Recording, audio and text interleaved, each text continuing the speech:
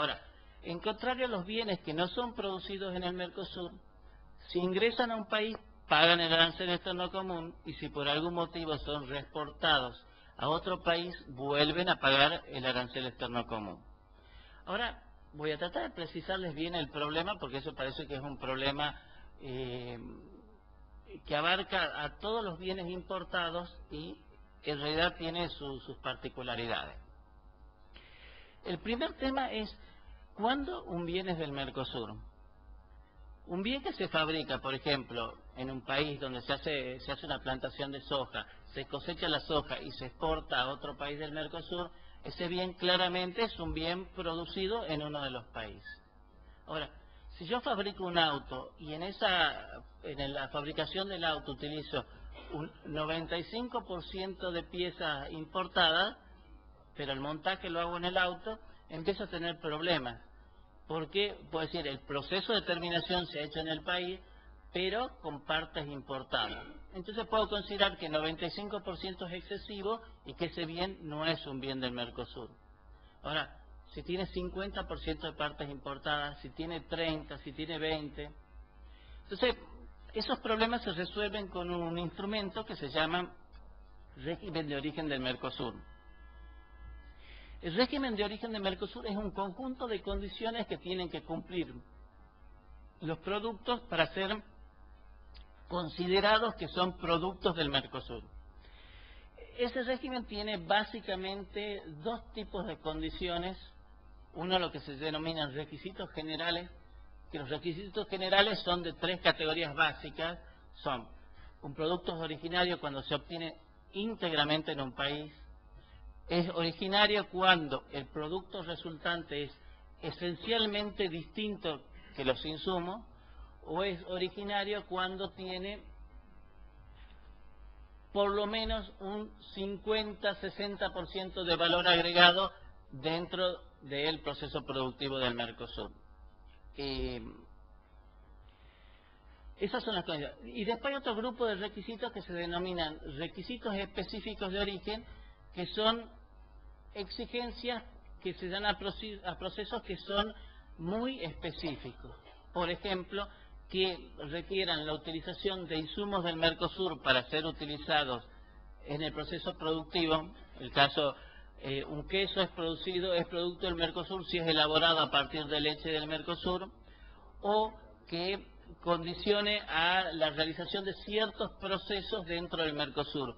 Una placa de computadora es Mercosur si el montaje de los instrumentos, de las partes, se realiza en el Mercosur. Bueno, los bienes que no cumplen con esos requisitos son bienes extranjeros, por más que tengan algún tipo de procesamiento dentro del Mercosur. Ahora, el Mercosur compra insumos y esos insumos se agregan a procesos productivos. Si esos procesos productivos cumplen con el régimen de origen, cuando son exportados no existe el problema de doble cobro. El problema de cobro existe en los insumos que cuando se fabrica algún tipo de bien no cumplen con el régimen de origen. Y también existe para el caso de los bienes finales que entran al Mercosur y que por algún motivo son reexportados. Acá con una salvedad. Recién hablamos que existe el régimen de admisión temporaria que permite traer insumos sin pagar impuestos para destinarlo a otro país. Entonces, si yo soy un fabricante y sé que lo voy a destinar a otro país, no hago la importación de los bienes, sino los traigo en admisión temporaria y los uso. Por lo tanto, el doble cobro se produce cuando yo, en principio, o la empresa compra insumos para destinarlos al mercado local y por algún motivo que no está previsto, después necesita reexportarlos hacia terceros mercados. Bueno, este tema tiene muchas complejidades. Las complejidades se refieren básicamente a cuestiones técnicas y a la definición de criterios para resolver el tema de la propiedad de la renta aduanera. Si un insumo ingresa a un país, por ejemplo al Uruguay, Uruguay cobra el impuesto de importación. Por algún motivo ese bien es destinado a otro país, por ejemplo hacia Brasil, y Brasil ya no va a cobrar el impuesto de importación, pero el bien va a terminar materialmente siendo usado en Brasil. Entonces, ahí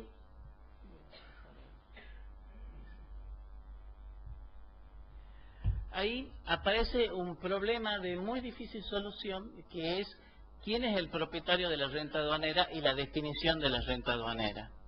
Acá existen diversos criterios sobre los cuales se está trabajando para la renta aduanera.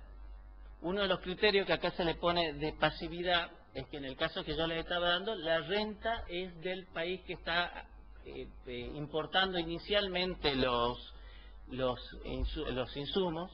El segundo criterio es el de neutralidad fiscal, que lo que se trata es de mantener el esquema que existe actualmente, que es que el país de consumo final es el país que se adueña de la renta.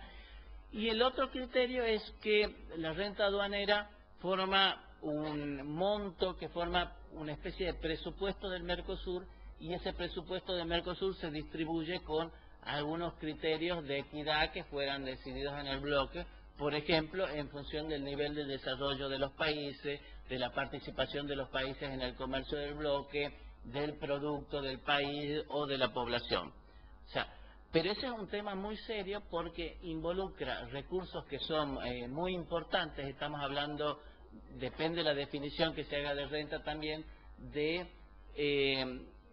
montos que superan largamente los 10.000 millones de dólares. Entonces es un tema muy central un tema muy costoso para los países. Todos estos temas también tienen distintos matices que pensaba hablar, pero me están cortando el tiempo. Muchas gracias.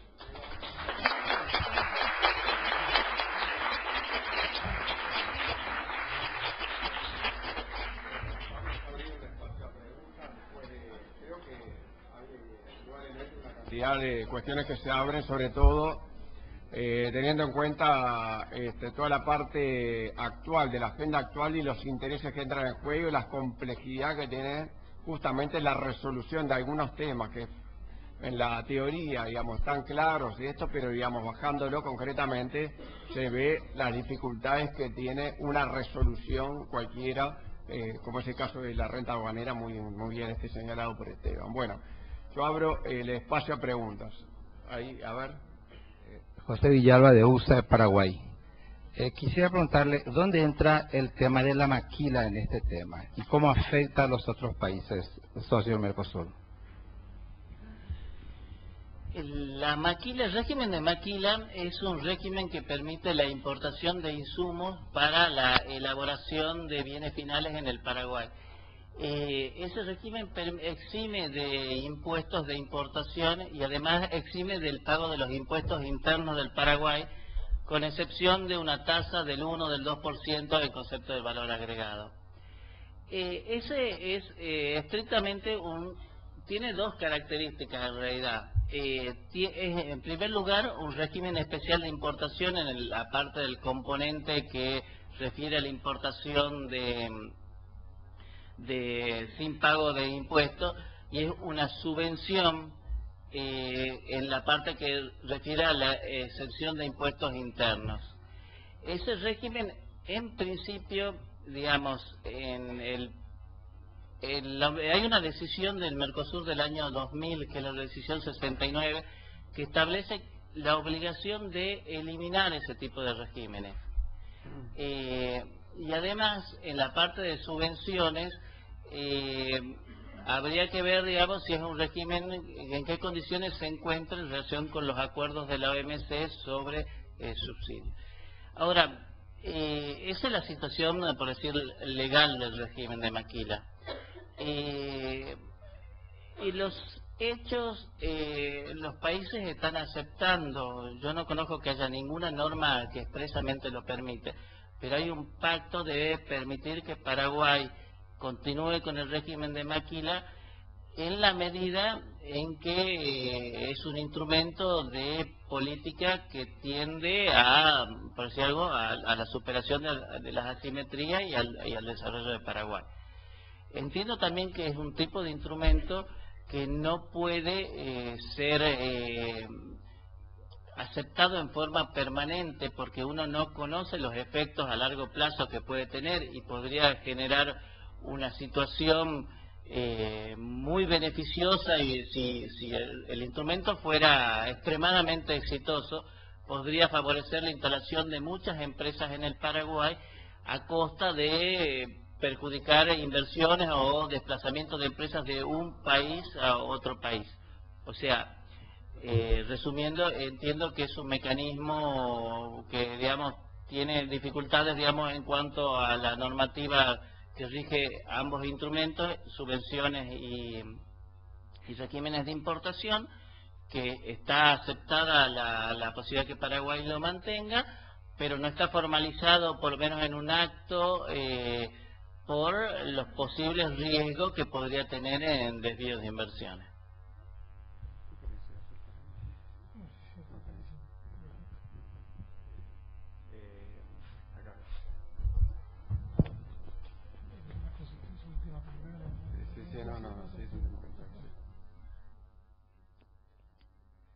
Muchas gracias por la exposición a ambos y por ilustrarnos sobre un tema que es un poco ajeno por ahí a la vida académica.